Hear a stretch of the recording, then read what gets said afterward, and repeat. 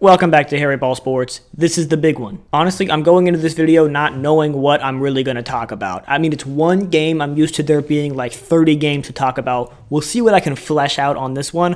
I do have some thoughts and opinions, but of course it's not, it's not as much as I could say for 30 games. My girlfriend did just ask me which Super Bowl I would be willing to pay the most money to go to, and I was trying to think, and I don't know if I can think of a Super Bowl I want to see more than this one with these two teams. If I really dig deep, maybe I could do like Lions versus Bills or something, and I'd like to see that one more, but this is about as good as it gets in terms of who's actually going to make the Super Bowl. Weirdly enough, I believe in these teams more to make it next year than I do either the Lions or the Bills. Just I've seen enough Lions and Bills failure to not even think they can do it. So taking a look at these two teams, I'll say 17-3, 16-3, those are insane seasons. I know that those wins come from the playoffs as well, but I mean, losing 3 games is really, really hard to do in the NFL. The thing is, neither of them entered the season with anyone really believing in them. I mean, they're both kind of approaching new eras for the whole teams. I guess I'm curious when the last time they played was. I'm sure it looks very different now. Looks like it was back in 2024 in week 3. These are two very different teams. Close game, too, in overtime. It must have been a banger last time.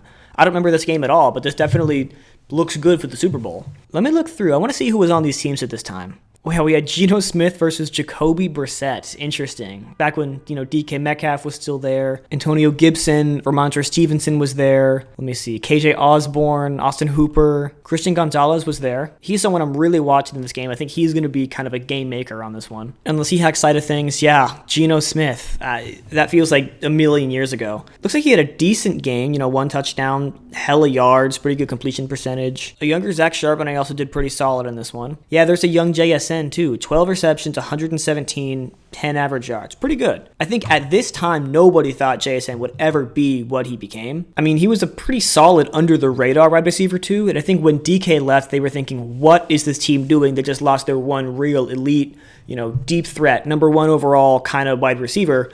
Maybe they knew something about JSN that we didn't. I'm sure they did. They spent all this time with him, but what a great bluff to call. The NFL Honors Awards are going on right now. I'd be surprised if he didn't win anything, honestly. He played incredible all season. He cooled off a little bit at the end of the season and kind of in the playoffs so far. Either they were saving him or teams kind of caught onto his game or just, I don't know what something happened there, but rest in peace Tyler Lockett, man. I saw something saying that Tyler Lockett joined the Seahawks just after the last time they'd won the Super Bowl. Then he left last year, so just before they went back to the Super Bowl. Poor guy.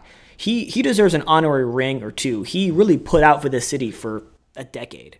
Coming from Washington near Seattle, everyone loves Tyler Lockett. A lot of love for the guy. Jake Bobo as well. He was starting out his career. Shout out to him for that touchdown in the last game. And shout out to Jake Bobo Worshipper on Instagram. Still seeing his stuff. So yeah, very different Seahawks, very different Patriots, very different league back then. I think this game will look nothing like this one. Although I'd be happy to see a 23-20 overtime. That'd be a great Super Bowl. Looking back to modern day, just a brief overview of the roster. I mean, the quarterbacks are the big one. Sam Darnold's first year in Seattle after 14-3 in Minnesota, and after a really tough, long, unfortunate career for him so far. This has been one of the greatest turnarounds in sports history, in my opinion. I don't know if I've seen someone struggle this much for this long, just keep getting shot after shot after shot after shot for some reason, then finally it clicking and working. I would argue that it clicked last year as well, actually. I mean, 14-3, he was a dog all year, but then he had kind of his Sam Darnold see and ghost game, and I think people lost confidence in him. So much so that they traded him away and started 9, which worked out poorly. And of course, now you got JSN starting to become the superstar he is. Cooper Kupp also new to this team. I thought that was a very weird trade in the beginning of the season.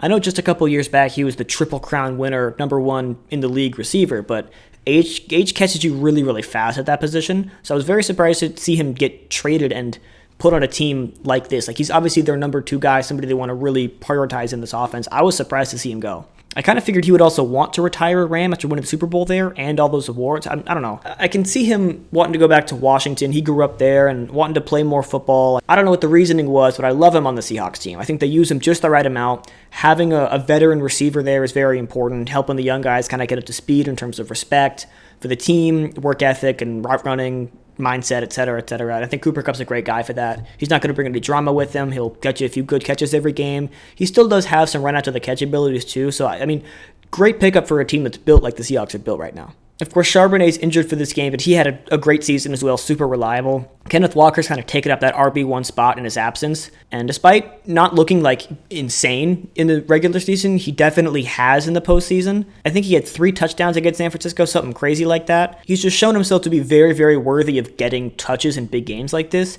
and I mean, on the defensive side, assigning another guy to go tackle him, he definitely deserves that attention from the defense. And one of the few, I guess, very impactful trades this season brought Rashid Shaheed to Seattle. This one honestly made a little bit more sense to me at the time than the Cooper Kupp one did. I think there's just a little bit more upside with Rashid Shaheed, even at the age that he is, kind of being younger and also not having the like superstar status that Cooper Kupp has. But I mean, he's a superstar. He's shown that this season.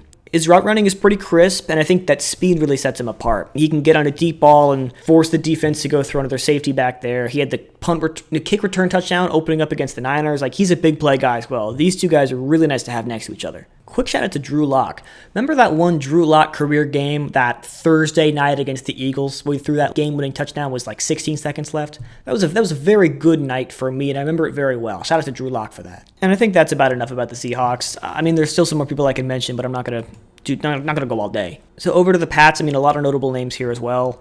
My mind goes right to Tommy DeVito. I didn't know he was a Patriot. It's crazy we're in a world where Tommy DeVito could get his first ring this year. That's nuts. Here, let me move this.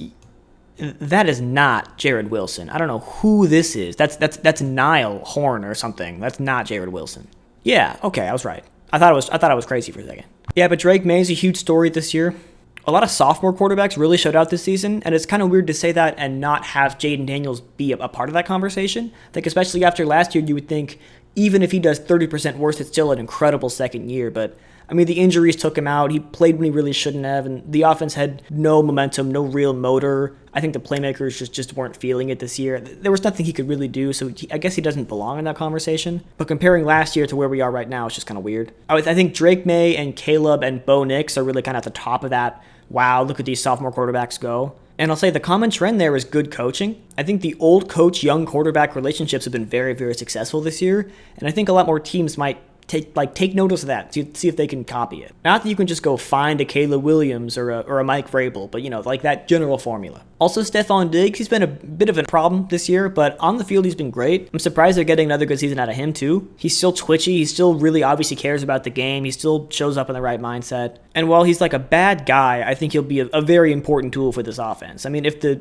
Seahawks defense shuts him down all night, I don't know if everyone else can pick up enough slack to outpace the Seahawks offense. So I think he's kind of another pivotal player like Christian Gonzalez, where like what they do, I think, is going to be a significant impact on this one. Trayvon Henderson's been a dog. Will Campbell over here was kind of a fan favorite at the start of the season. He hasn't been performing up to that standard, I think, in this playoffs especially. He's been getting a lot of bad press for that. But I mean, when you start the draft out by saying you're going to fight and die to protect your quarterback, you're going to get some fans. And I think that's well-deserved. Mac Hollins and Hunter Henry are a pretty not exciting but consistent enough tight end group. Love DeMario Douglas, love Milton Williams. There's a lot of great players on this team. I think a lot of the media and the betting odds are like, okay, well, how bad are the Seahawks going to blow them out? But I think if you look at the rosters, there's a lot here. I'm not going to skip over Josh Dobbs either. I'll say, while these two teams don't really have much of an established relationship, like we saw they played last time in 2024, like nobody thinks of these teams as inherent rivals or something, or like they're both competing for the same things. Like obviously whenever the Eagles and the Chiefs played, for example, it's like, remember those games? Or like when the Lions and the Rams played, they're like, oh, there's some drama between these two guys from the quarterback swap. Like there are storylines to connect these teams.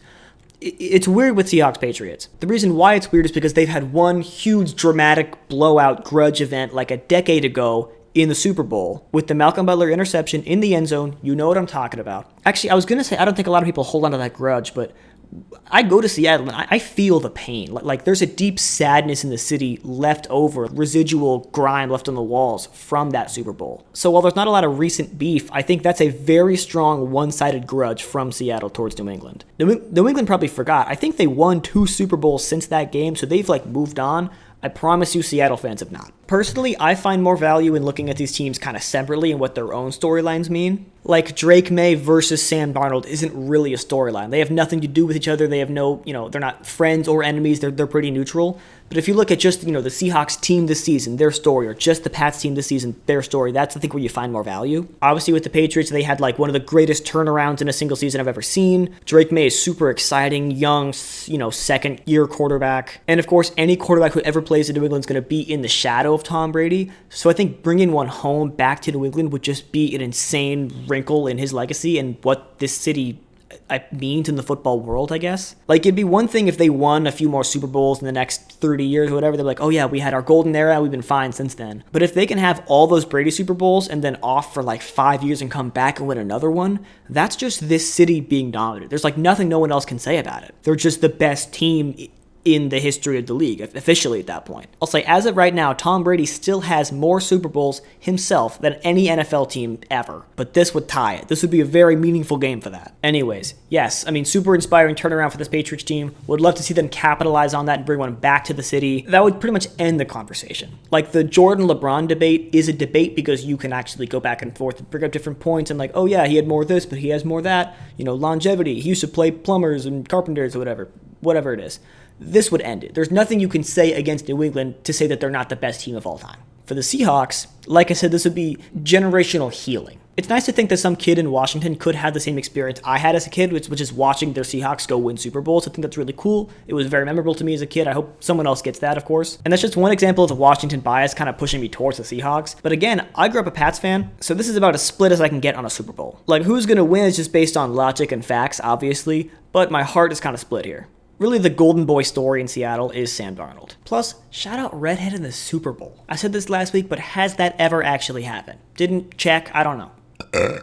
Plus, the Hawks were a very safe, like, middle-of-the-road pick at the beginning of the year. I think it was safe to predict they would go, 8-9, 10-6, something like that. But man, from the moment the season started, they just skyrocketed to playing elite football and haven't stopped since. Mainly because of that defense. I think they've been a contender for one of the best in the league since week 1. A big consideration for most Super Bowls in the past has been, yes, they're both here, but who would have a harder time getting back here if they lose? Like, that kind of adds more stakes to one team or the other. Also, the last 5 years or so have been pretty much all dynasties doing it, so that conversation's a little bit less important, but this is a great example of a game like that. And at least for me, I think the Seahawks have a better chance of getting back here next year because of that defense. Whereas there's a lot you can say about the Patriots to kind of imply and convince yourself this was kind of a one-off year. The easy schedule comes to mind, of course. The kind of the cakewalk through the playoffs they had because of circumstance. But again, with that said, they beat your favorite team, so don't complain.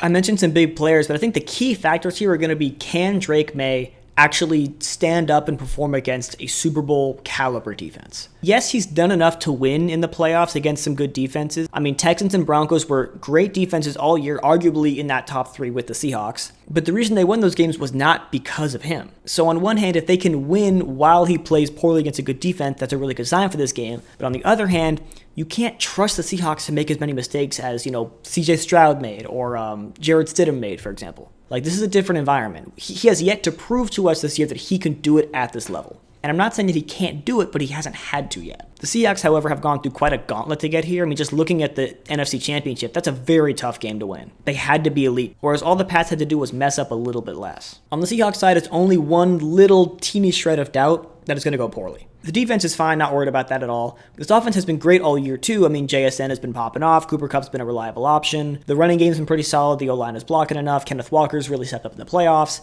However, if we want to talk about hasn't proved it yet, Sam Darnold. And that's kind of unfair. He's clutched up a lot this year and in the playoffs. Like, he's done a lot of great, not Sam Darnold type games so far. However, the narrative is he chokes in the big moments, and you can't find a bigger moment than this. If he wins this one, I will lay off and never call him, a poor guy in the clutch ever again. I won't. He will have earned that. However, right now, he hasn't earned it just yet. I don't want to make too big of a deal out of this because I do have a lot of trust in him. He's been a dog. I think coming off an extra week of rest, he's going to have a lot of time to work on the offense and get healthy and come into this with what he needs to do to win. However, I think even for the hardcore Seahawks fans, that's like a little thing in the back of your mind to think about. And actually, the betting odds reflect that. I think if it was Jalen Hurts or something as the quarterback for the Seahawks, I think the line would be a lot more in favor of the Seahawks, but that little shred of doubt means a lot to people. With that said, unlike some people, I don't see it being a total blowout. I do think the Seahawks are just kind of a better team, and we looked at the rosters, but I don't think the Patriots are really a team who's known to go out there and just choke and look terrible and throw away the whole game. One, from how they've looked this year, but also just the team culture is do your job and make less mistakes than the other team. So, I can see them losing, but I don't think it's going to be 30-0. Realistically, okay, actual prediction time here, I think we're going to see 24-20 to 21. I think that's what we're going to see. That looks a lot like that game in 2024. I think that went into 23-20. I can see that looking similar here. Both these defenses are solid. It's a Super Bowl, so the pressure's really high and crazy stuff happens in both directions. That's a lot of points, and I think it can happen. And of course, that 24-21 does lean towards a specific team. In case I didn't make it clear enough throughout the whole, the video, in my arguments and such. But yeah, I got the Seahawks on this one. I'm stoked for this one. I got the whole day cleared out. There's some buzz in the office. There's buzz in the group chat. Good Super Bowl. I can't complain. So I'm going to watch this one, take a couple days to myself, and then I will get back to you with some Super Bowl reaction, some recap. So thank you for watching this one. Hope you come back next week for that. Go enjoy the game. Drink responsibly. That's usually worth your time. And that's all I can offer you. Harry Ball Sports.